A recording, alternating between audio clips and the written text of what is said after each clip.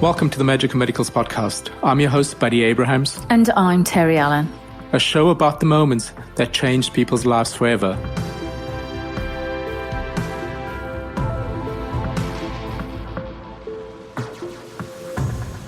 Hi, Jeff. It's lovely for you to come on the Magic and Miracles podcast. And we're really grateful that you're here. And for everybody that doesn't know, Jeff and I made friends last year, the beginning of last year, or maybe the end of 2019, 2020, where we attended the UCLA Mark Mindfulness Intensive Practice Program. So we made friends throughout the year because we weren't poddy together actually, but we buddied up our own way. Mm-hmm. So that's right. Which is great. Yeah, we did. And now we're studying again this year at Mark. So and Jeff had told me about a little bit of his journey. I don't really know much of his story, so it will be the first time for me, as many that are listening as well. And he's kindly taken the time to share his journey, which when I heard snippets was so impactful and so empowering and so divinely guided from where you've gone to where you are now. So we're really pleased to have you here, Jeff. And and we look forward for you to listen to your story with everybody. Well, I must tell you, you made my life much easier being friends with my wife, especially when it comes to the homework. Yeah, she's been great. She's been very helpful to me too. I'm sure Jeff has days where he goes, "Oh, it's Terry's coming again." 10 messages. No, it helps me keep up too, because sometimes I have to ask you. I'm like, "What's going on? What are we supposed to do?" So thank you both. You're welcome always. Okay, Jeff. So just the floor is yours. Hey, well, thank you for asking me to speak on this podcast and sharing my story today. A story of recovery. It's really what I'm here to speak on, like how I went from this life filled with drugs and homelessness and just a really poor quality of life to like the fulfilling life I'm leading today that's full of love and purpose. At what age did it start for you, the whole drugs and the emotional problems that you had? So what age was that? 19. 19 is when the substance abuse started. But prior to that, like I would say that I was a rather rudderless child. Like I wasn't engaged in school. Like I would consider myself a dropout really in middle school, but I think they just passed me. So, but I wasn't like a bad kid. I wasn't causing a lot of trouble. I was kind of like a little bit of like a prankster, but like nothing too serious. I wasn't getting in trouble with the police or anything like that. But like once I got into high school, like I really just disengaged with studying. Like I just didn't do it. I wasn't paying attention. I wasn't getting suspended or anything. I wasn't doing anything. And how was it with your home life? My home life was fantastic. I come from a really good home. I have fabulous parents, very loving and supportive, provided the best they could. Like someone like me, the story I'm going to tell, it's not congruent with like the family life I had. It doesn't really match. Like I came from a good family, like not a rich family, not a well-off family, but a family filled with love. Filled with love. So you said it started at 19, correct? Yeah. It started when I was 19, and it just started with experimentation. I moved away from home. I moved to this college town. I followed a girl there. We had been dating, we'd broken up, but I just decided to go there anyway, thinking like we would reconnect, but we just didn't. So I ended up in this college town, and I had dropped out of high school already. And I just moved there. So I wasn't doing anything. Like I was working at delivering pizzas. And I remember I had a roommate, and he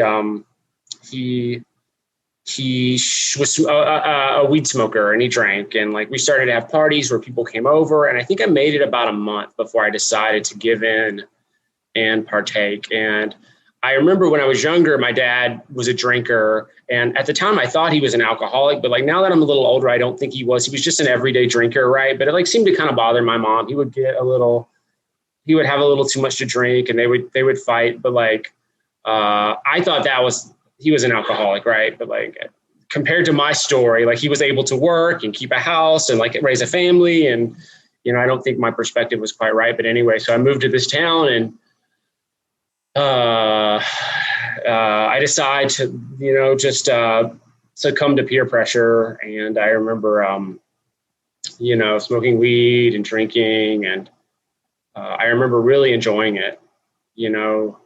I remember really liking it. And I remember getting sick, like the first time I did it, like I got the spins, like I was dizzy and I threw up, you know, and, you know, now that I can look back at that event, which was in 1993, I can look back like 20 plus, almost 30 years later. I was an everyday substance abuser after that. Right. But it didn't get really bad, really fast. Like, I wasn't living on the street, you know, immediately, but like, I was rudderless in my work. I wasn't in school. I was bad with money. Like I had all these other kind of, bad coping skills and, just the drugs kind of amplified that, you know, and, I thought it was cool to sell drugs, to try to be kind of a drug dealer, but I was like a really bad drug dealer. And how were you feeling?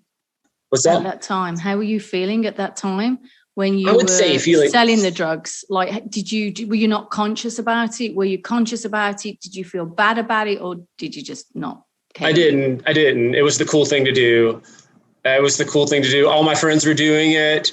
I didn't feel bad about it. I thought it was like a lifestyle choice. Like I thought it was like, oh, I'm living this lifestyle of like a drug dealer. Like a small time drug dealer, like not like a big time drug dealer, a nickel dime drug dealer, you know, yeah. And I didn't no, I was like, I'm cool. My friends are cool. I'm cool. This is great. I wasn't making any money. No one was really making any money, just enough to keep us intoxicated for another night, really. And how long did that go on for? So that went on forever, honestly. Like I got deeper and deeper. I actually ended up leaving that town and moving to another town. And oh my gosh, it got a lot worse. I ended up, getting a job, and one of my friends was like, hey, where can we score some weed? And he's like, hey, let's go to this my friend's house, right? To cop this weed. And I go there, and it's like unknowingly, it's an escort service. Right. And they're drug traffickers, and like major drug traffickers, not just like nickel and dimers like me, but and they put me to work driving around escorts.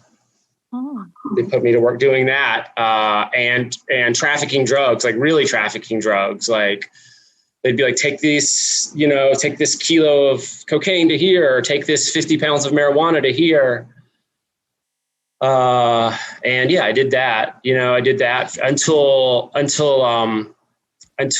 I got a call saying that they had been ratted on, which is a street term. Like someone had snitched on them, and they were going to get in trouble, and I didn't want to get caught up, and I'd quit.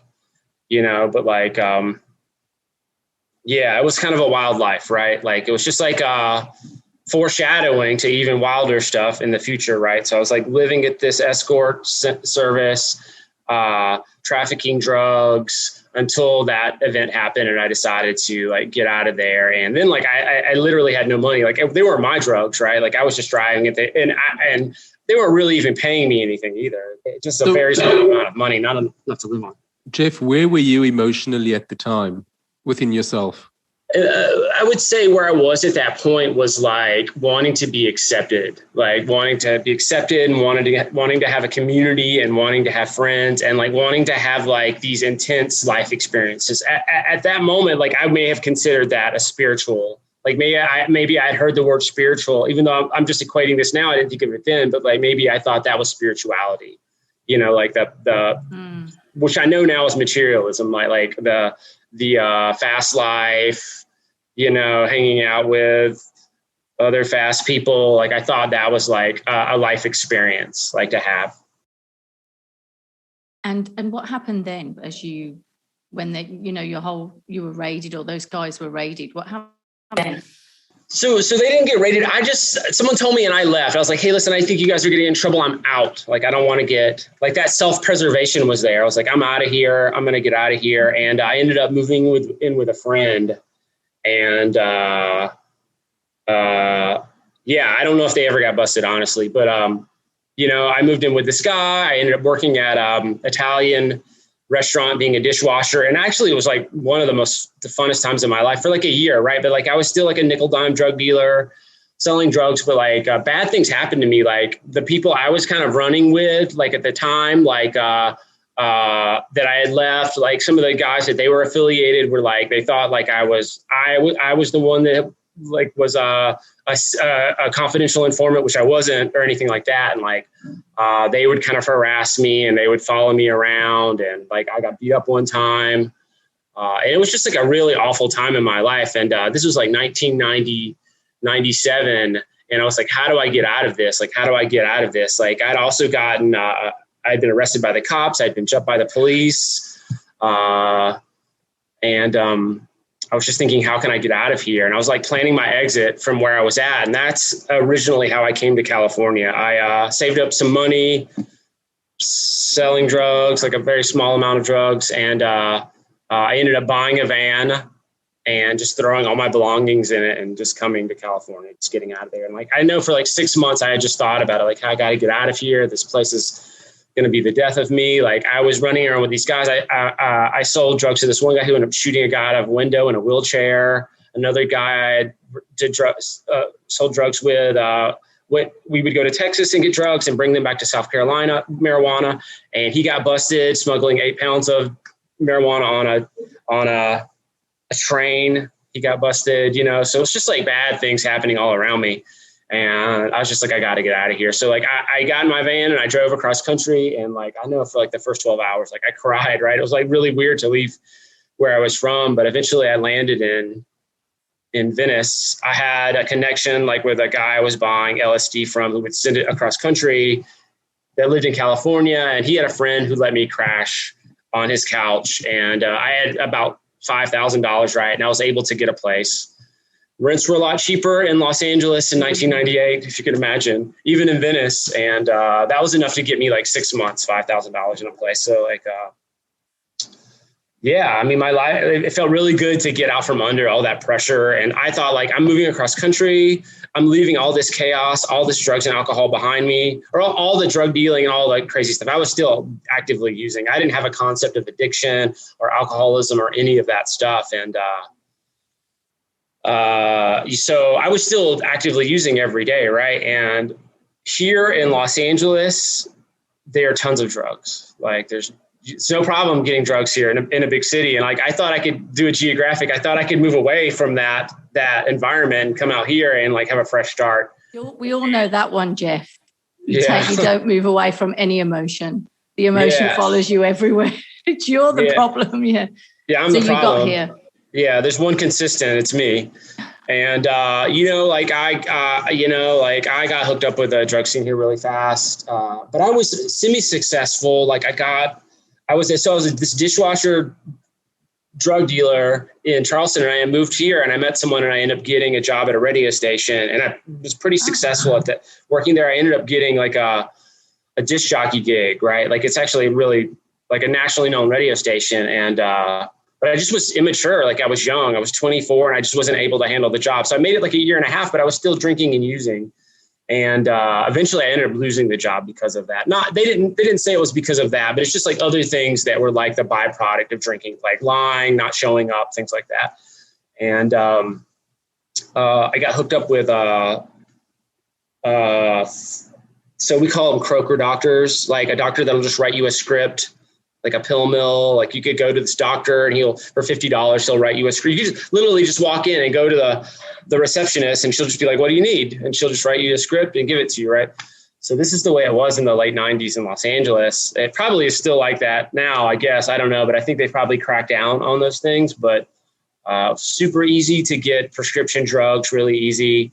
And without really any concept of addiction, like I got strung out, without even knowing what being strung out was. Like I would take these pills and I would run out and I would just start getting sick. Like I was like, why am I so sick right now? Like, because the alcohol kind of makes you like that, but I didn't drink enough to get that sick off of it. Marijuana doesn't give you this kind of detoxification, but opiates do, right?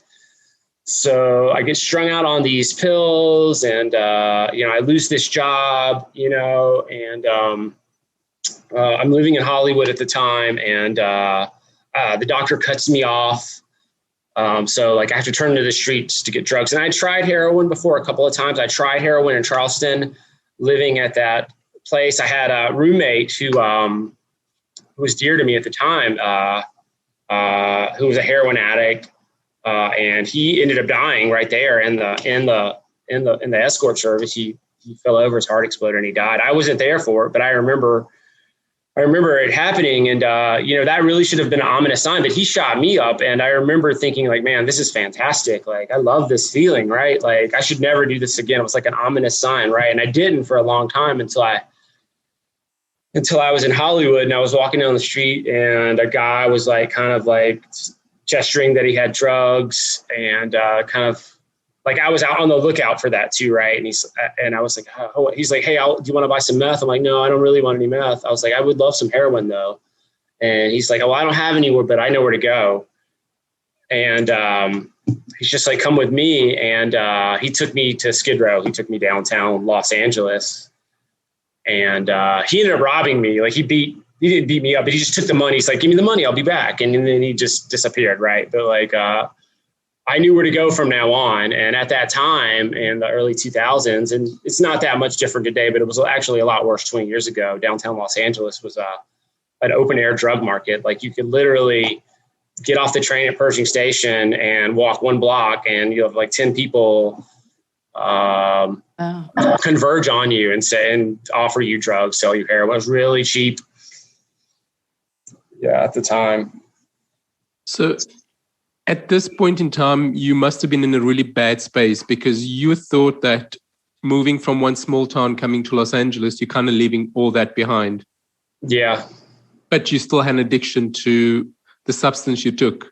Yeah. So you must have had a gut feeling that this is not right at all. You must have had some sort of something to tell you, like, listen, I'm on the wrong road. I need to get myself sorted out. What was going through what was going through your being? So just the physical addiction is hard to overcome. So you're physically addicted to these substances, and like, so you're thinking those thoughts, like, I'm going the wrong way. Things are going bad. But once you're really sick, like that's your main priority, is getting well. Right. So like withdrawing from these substances takes a long period of time. It's, it can take 2 weeks, a month to actually get over the physical part of it. And then there was a part of me that was just like, I'm doing this. Like, I'm just going to stay, to not curse. I'm going to stay like this. I'm going to stay in this environment and just do it. Like, I love drugs. It's the only thing I love in this world, So there was that tape playing in my head too, that seems really bad. Like all those things but like it got a lot worse. Like it really got much, much, much, much worse than that. Like at this point in time, I still had a roof over my head. I had people in my life. Right. So it wasn't as bad. Like I had enablers in my life, that kind of kept high. Like I had a place to go. Like if a person that's abusing substances has a soft place to land, like it's really hard for them to get sober. So in terms of relationships that you had with people around you, where were your relationships with people? Your family, your friends, where were that? I would say like I didn't really have like that big of a friend group. I had lower companions is what we called them. I had other people who were doing drugs that would come in and out of my life. I did have a girlfriend at the time, sort of a long-term kind of enabling situation. I don't know why she put up with me. Like, I don't know why she let me stay with her, because I was foul. a foul person. I was not faithful. I would steal from her. Like, I was emotionally abusive. But my family was there, but like, I was pretty aloof. Like, I would talk to them maybe like once a month, not as much as they'd like, right? Like, so it wasn't the best relationship, but they never turned their back on me. So like, but I didn't have like a core group of friends, like a community to support me. So where did it all change? Oh, it changed. It got worse. It got even worse than that. Like this is the period of time I'm describing is around 2003, 2004. I didn't get sober till 2015. Oh, wow. So there's like it gets so much worse. Like, it gets even worse than that. Talk us through it. Yep. Talk us through it. Yeah. So once I got down to Skid Row, I stayed down there for a good 4 years, like on and off the street. Like, I had this enabling girlfriend. I'd go stay with her, just to kind of mend up. And then I would spend like a month at a time on Skid Row, just staying wherever I could, staying in motels, sleeping on the street, sleeping wherever I could, just living like a really kind of grubby life. Like, LA has lots of community services. They give you vouchers for, like, they call them SROs downtown. I would stay in places like that, for until the money ran out, or I had no more hustle, and then I would crawl back to her, and she would let me stay and mend up, and then I would just do it. And that lasted until 2007. And in 2007, there was like this real big push to clean up downtown Los Angeles. They were reinvigorating the city's core. It's a lot different now. And this is like the time it happened, like 2005, 2006, 2007. They converted all these empty buildings into lofts. They built all these new buildings, and there was just like a lot more police presence. And I've caught a bunch of cases before. I caught a bunch of cases before this for drugs. And I'd caught another one. I went home for a bit of time. Like, I was on the streets, and I went home for like a month or two to try to clean up. Did your family not notice that? They knew all this. No, they knew it all. They knew. Yeah, they knew that I was getting loaded for sure. Like, I mean, the way I was getting high, the amount of drugs I was doing, like, I was 135 pounds. I was emaciated. I had track marks, like, up and down my arms, like, like, I got hepatitis A at one point. Like, it's like acute hepatitis, where like your liver, but it gets better, right? Like, I mean, they've seen it all. They've seen it all, right? And in 2007, I went home. My sister had a friend who owned a sober living, and he was going to let me stay there. And I decided, I'd be like, okay, I'm going to go to this concert. So I was at home. I saved a little money. I was able to save a little money and get tickets for Coachella. And I ended up going to Coachella before I went to the sober living. So I came back to town, and I ended up picking up, getting high, getting loaded. And I caught a case. I got caught downtown, right? Because, like I said, there's like this huge police force, and they're cleaning up. So they swept me up, right? And this is really at one point where God showed his face in my life when I'm in court, and like I convinced him to release me to sober living, right? And they do. Normally they keep you for 2 weeks, right? They dry you out, and then they release you, but they just cut me loose that day, right? Because I convinced them that I was going to go to the sober living, and I went to Coachella. Like, I was staying in this motel, and I went and got my stuff, and I jumped on the Greyhound, and I went to Coachella, and I ended up overdosing in a tent at 6 o'clock in the morning, and they didn't find me for 8 hours. And I consider that a gift from God, because there was just no way I was slowing down. Like, on my own, there was nothing slowing me down. So they don't find me. I have a massive heat stroke in this tent. The person that's with me, I met someone on the bus. They left me for dead. They took off. And someone drags me out of the tent. I don't know. I wake up to someone pulling me out the tent, and then I'm fading in and out. And there's a circle around me of people, and they put me into the ambulance, and they take me to the hospital. And I was in really bad shape. My kidneys failed. I got massive rhabdomyolysis, which is like when your muscle turns to fluid.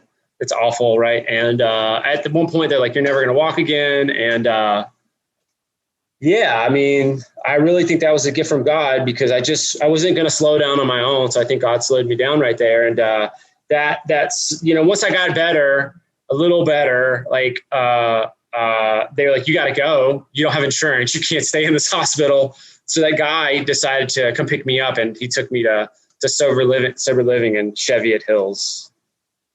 And is that when when you said that God stepped in there, did you pray subconsciously along, or did you have that faith all the way along? I had this adversarial relationship with God, like why am I like this? Like, why do I have to be like this? Why can't I be different? Why was I chosen to have this horrible life as a drug addict? Right. And, I felt spiritually vacant without even knowing what the word spirituality meant. Like, I thought to myself, I feel spiritually vacant, I just have no spiritual life. And truly, I didn't even know what that meant. Like, I just had this feeling that that's what was missing. And, I didn't really have a material life then, honestly. I didn't have anything. And, so I go to this sober living, and a part of their program is to get people involved in support groups. And they took me to 12-step meetings, Alcoholics Anonymous specifically. And really, I was prone. I could barely walk. I had a walker. I barely walked for a year. Oh, wow. And the court eventually they're like, hey, you got to stay in this place a year. And, I got involved in 12-step groups, and just being around these other men in recovery, I got some sober time. Right. But I really didn't change. There was really no change within me. I was just on the periphery of recovery. I was motivated by fear, fear of that awful relapse I had just had, and being on probation, and going to jail. So that fear will sober you up for a little while. And consequences will sober you up, but they're not enough. They're not enough to keep you sober long term. But I ended up being sober for 2.5 years then, and got a good job, was making lots of money, saved up all that money, and eventually fear goes away. And one day the fear went away, and I didn't have a program in my life. I didn't have a sober support system. I didn't have a community. I didn't have a purpose, and I picked up. I decided to get loaded again after 2.5 years. And what do you think that turning point was for you? Was it because through the 12 steps? I mean, for those that don't understand what that is, listening in other countries, would you just like to explain a little bit what that is? So it's a fellowship of people who have recovered from alcoholism or addiction, and they have a book that's kind of they call it. It's just a handbook on life. So if other people recover, they've worked this program, they share with other people in order to stay sober. Right. So I was involved in that. And, like I said, I was just on the periphery though. I didn't buy into it at the time. And, but that was enough. But slowly, after I stopped doing what was working, the little bit that was working, I stopped even doing that. And I didn't really have a character change. I believe you have to, I was still trying to be the same person sober as I was when I was drinking. I was a foul person. I was not faithful. I was a thief. I was a gossip, not the person today for sure. Right. I was a completely different person, a bad person. Right. And, I think having a character change is a big part of achieving recovery and achieving sobriety. So without working on myself, eventually, the thought of a drink or a drug seemed nice, and I picked up again. And what made that switch then? Because the person you're describing then is not the person I know now, and so there was definitely a switch somewhere, because it just took you 360. Yeah, so there was, and so I went out again, and I was out for 5 more years. After that, I relapsed in 2011, and I was out there for 5 more years, and it was worse and worse. And there was more time on the street, even worse, not being homeless, not by choice, but being homeless because I was homeless, right, on the streets here of the San Fernando Valley, and never thinking I was going to get sober, just in and out of jail. And my sobriety date 6/11/2015. So I've 6 years and about 30 days. And I tried to get sober. Like I would go to local detoxes and try to dry out, but I would always leave. And, this last time, like I was on the street panhandling and, wanting to be sober, but just not being able to get through the withdrawals, just not able to on the street. And I ended up getting picked up, and this is God doing work in my life again, giving me a gift in a really ugly package. Right. And I'd caught this case, another case that I had, which I thought was the worst thing to ever happen to me. And as a part of that case, they sentenced me to a drug rehab program, and a bunch of other stuff, community service, right? But I was absconding from it. Like I hadn't reported, right? And so they picked me up on the street and they violated me. They're like, you're violating the terms of your probation. Here's 90 days in jail. Go do these 90 days and we'll give you another chance. And so LA County System Jail is kind of overcrowded. So I ended up doing 35 days and they released me. And from downtown Los Angeles, Twin Towers, 3:00 in the morning, like not setting you up for success, right? Like I got nobody to call to come pick me up. And like, I'm back in the old neighborhood. And I figured I had about 5 hours of willpower. Like I knew about the Salvation Army in Canoga Park, and I thought about going there before. It's a rehab. It's also like it's a Christian church too, right? But they do all these altruistic things, right? And I was like, but they'll take you in. Like you can just show up on the doorstep. They'll help you recover. And I was like, I'm just going to go there. Like I'm going to show up on their doorstep and hopefully they'll let me in. I got about 5 hours of willpower. It's like, I'm either going to get into this place or I'm going to get high. And so I went there. I got there at 6 a.m. I sat outside for a couple of hours and eventually they let me in. And go ahead. So they let you in. So basically, what do you think guided you to there? You obviously then were coming to a revelation that this was a bad circle of life, right? Yeah, I had been before, like 15 years earlier, and I knew it was a free program that I could go to because I had no insurance, and there's just not a lot of resources for people without insurance. So it's like it's kind of the last house on the block, And I knew it would fulfill the court obligations of 6 months, right? And it would give me a chance to rebuild my life. They have bridge housing, they give you clothes, they feed you, they kind of do the whole deal, right? And so what happened when you went in with the Salvation Army? What happened then?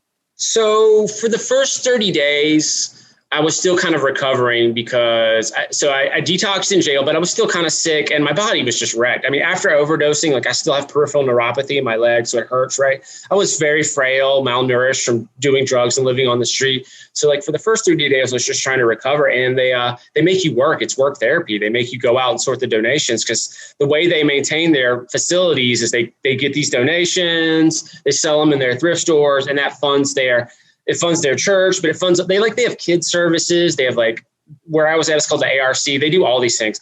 And the Salvation Army is great because most of their money goes back into the public. Right. So I get there and they're making me work and I'm recovering. And I'm just thinking like, I'm going to do these 6 months. I'm going to get the courts off my back, and then I'm getting loaded the way I want to. But like all in my mind, I'm like thinking like, this is it. Like, this is the chance I have to recover. Right. And, something happens. There's this guy there and we're talking, we're like trading, like I'm kind of like talking myself up, like saying like, I have these connections when I don't, like all this stuff. Right. And he's like, he's a graduate and he leaves. Right. And, he had gotten busted with a lot of heroin and he got busted with $8,000, and he went to court and he did a year in the Salvation Army, and then he went to court and they said, hey, you still have to do another year in jail, right? This is not enough. And he ended up relapsing and dying. Like he just decided to get high one more time and he died, like this 26-year-old kid. And I'm watching his parents cry on the stand, like on the pulpit, like, they have this area, and sanctuary, and they're crying. I'm like, man, like that kid is just dead. Like he was here yesterday, he's gone today. Right. And I've not told you a lot of my story. Like I have had people dying in my arms, like overdosing, and like I'm shaking them back to life multiple times. I've seen it all. Like I've seen like all this horrible stuff happen, but like, the this just really touched me. And I'm like, I just like, this is it. Like, I have this chance to recover. Like, this kid is 26-year-old and he's dead. He's never going to be back. And I was like, you know what? I'm going to give this AA thing another chance. Like, I'm going to give it the chance I didn't do last time. Like, I'm going to get this book and I'm just going to do exactly what it said. I'm just going to like go to these meetings and I'm going to forget everything I know. And I'm just going to do this thing. I'm going to read this book. Right. And it just completely changed my life. Just totally changed my life. So the person that died, would you say that was your awakening at that moment, and you kind of realize this is it now? This is my second chance to life.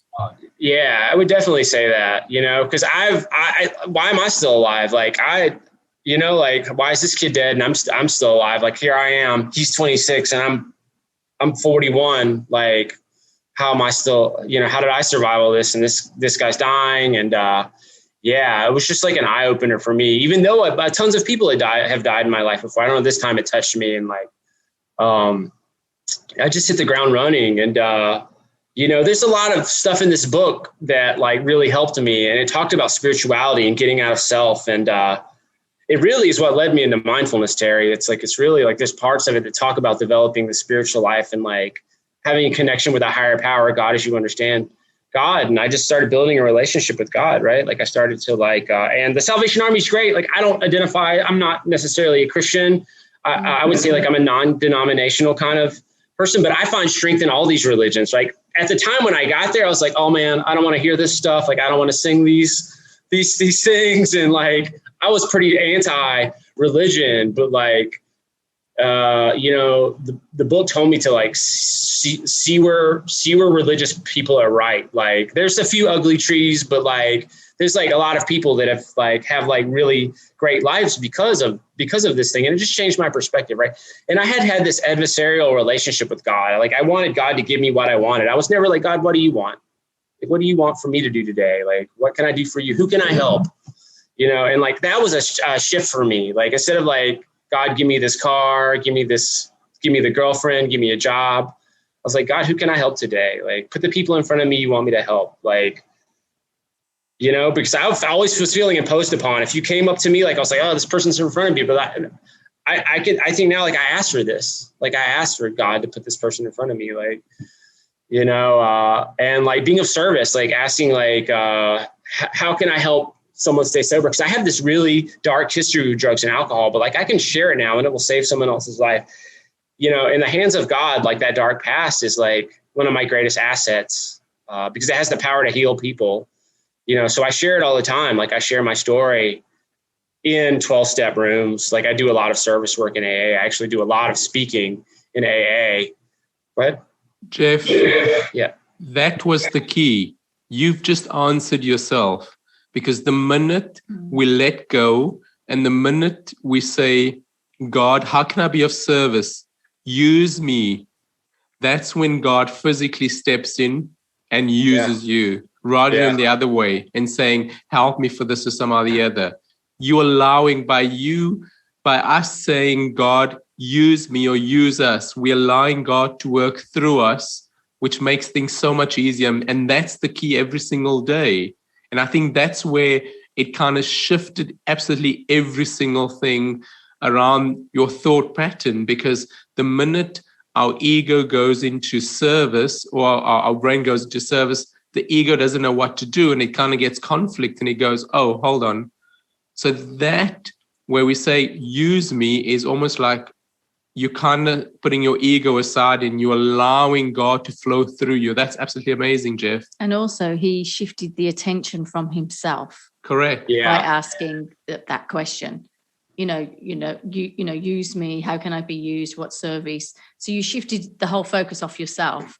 And, because I was always like in my head, before I knew what mindfulness was, like I was just like, oh my gosh, like it's like catastrophizing, fear, anger, like just this tape playing in my head. And I knew that was toxic for me. Like by reading this literature, it's like, hey, we can't be stuck in these negative emotional states. And I didn't equate it to mindfulness at the time, but that's what planted the seed. It's like, hey, I got this crazy monkey mind. Like I didn't know that's what it was called at the time, but like, I got to do something about it.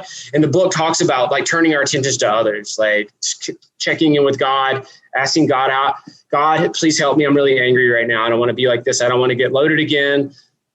Is there anyone else I can help? Is there someone I can help? Just to stop that stream of thoughts, the negative thoughts. And that was like a tool like that changed my life, you know, and really led me to be talking to you right now. Like, you know, it really spawned that whole thing for me.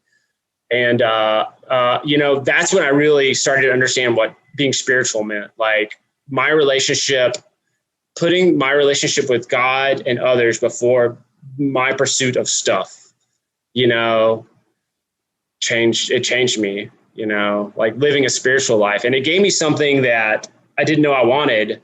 Like that's what I thought I wanted. Yeah. I want the car. I want the girl. I want all this stuff. But what I found by helping others and reaching out to others, I started to find purpose. Like, and purpose is the thing that's keeping me sober. Like, still giving of myself today, like, is the thing that's like the secret sauce, right? Like, and I have lots of opportunities to do that in 12-step rooms, but I also ask God, like, just show me who I can be of service to anywhere, just every day, if you could show me that. And, yeah, you know, it's been great. My life has completely changed. Your life is just so changed now. Can you tell people that are listening to this, you know, where are you now, like in your life? Because I know you've just recently got married as well. I just got married. So I want to start the last day. So the last day I was living on Sepulveda, which is a street in Los Angeles, flying a sign with nothing, like panhandling is what we call it, right? And if someone took that person and was like, okay, if you do this in 6 years, you'll be married, you'll have a career, you'll have traveled internationally, you'll have good credit, you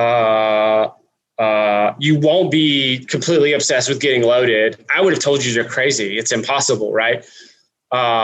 You know, but that's my life today. Like, you know, I went back to school. Like, now I'm a addiction counselor. I'm in the UCLA mindfulness awareness TMF to be a mindfulness teacher. I'm a 9th grade dropout. Like, I'm a high school dropout, right? Like, Same here. Yeah, right. I just never thought that I could go to school and be successful and have a career. I had horrible credit. Like, I committed fraud. I was able to fix all of that stuff. Like, I have financial integrity, right? You know, like, I have a healthy, loving relationship. I just have a full life, like, full of friends and love and like, just an unbelievable life I couldn't imagine happening. But like, I get one day at a time to do it. Like, I have one day at a time to work a program that keeps me sober, right? Like, I have one day at a time to build a connection with God, right? And like, to keep that constant contact, you know, to live that spiritual life, because I don't know what's keeping me sober. Like, if I stop doing those things, who knows? I might get that desire again. So it's like, I have to stay vigilant, you know, like, I don't want to slip back into self and thinking about myself. And yeah, just want to stay ever present. I think it's being aware and being mindful of what you do, but also living from your truth, living from authenticity, having around people that is as real, authentic with you and towards you. I think that's extremely important. But also what's important is the fact that you've kind of shifted the vibration around you, because you've attracted a beautiful wife in your life. You've attracted all these good friends in your life. So you've shifted vibration as well. And it was a decision that you made by allowing God to work through you. I think also by him using those words and having that connection, he's going back to his true self. Yeah. Where in this world, with all the exterior illusions that are going on, we get lost in many paths and many ways at certain ages. And we forget why we're here and who we are. And we have to get back into that alignment of our true self. And I think that many people go through different ways of going off their path. I have, you have, and yours is very profound path. But you found you were so far off, but you came all your way back to your center in such a fast time. So the reason I'm saying this is because just through that prayer and that small few words brought you back to your life and the way your life is now, which is a completely what's the word I'm looking for? Fulfilled in many ways, mm-hmm. in many areas of your life, in a short amount of time and you only use those few simple words. So do you know what I mean? So I'm trying to get across to people here that people always look for these big, I need to do this. And no, it's not. It's actually the really simple words. And I use the same words as you, Jeff. When you said that, I was like, oh, wow. When I'm ever lost, or whenever we were lost, or whenever I have been lost, I say, God, use me. I'm available to you. Mm-hmm. And I also wait. And that's helped me immensely over the last 20 years of my life. It also completely changed. And I think that it might sound simple words, but look how powerful and amazing your life has become now. And it is true that you are a very authentic person. You are a real person. You're always honest. You're always real. And it's hard to find where people are really authentic with themselves sometimes, because they feel they have to put a front on when it's not necessary. We're all beautiful within when we're being just ourselves. Yeah. Thank you. And I'm just happy that I got to know myself, because it just seemed like for years I was living living a lie. I wasn't my authentic self. And now I feel like I'm young again. I feel like I'm that person that before they started getting loaded, I'm getting in touch with the things I wanted then. So thank you so much. No, well, we really appreciate that you're sharing this in-depth, profound story. I mean, I did not realize half of that. Well, I didn't even realize 3/4 of it, really. I just thought you'd just been on the street for a bit and you were back off. I didn't realize it was going on for that length of time, because when we speak, we're always on our course. But, when we do meet up again, he's back on the course. Yeah. But, I think your story will touch many people. And we will be putting your, if you don't mind, your details underneath. If anyone does want to reach out or ask for help, that they can email you or contact you for guidance and assistance where maybe they don't feel comfortable going somewhere else. Yeah, they've listened to your story and they have a connection with it, that they feel safe with you, Yeah, that would be great. That would mean a lot to me. Well, thank you so much, Jeff. We really appreciate it. It was great chatting to you. And it was real, which made it interesting. Yeah. Actually, you could do a film on that. I should, right? I was sitting there the whole time because I have a monkey brain. I thought, oh my God, this could be a really good movie. Yeah. Really. But it's, thank you so much for being with us. Thank you for taking the time. Thank you for being my friend. Yeah, no problem. I think we'll be friends for life. Yes, I hope so. And thank you, darling. You guys were great too. Very skillful. I thought oh my God, I just got to talk for 20 minutes with no one saying anything. So you guys are perfect. Thank you so much for holding my hand. And we're getting better by the week, hopefully. Yeah. Well, thank you for listening to us today. If you wish to get in contact with us, please feel free to email us at info@themagicalmiraclespodcast.com. That's info@themagicalmiraclespodcast.com. Thank you so much.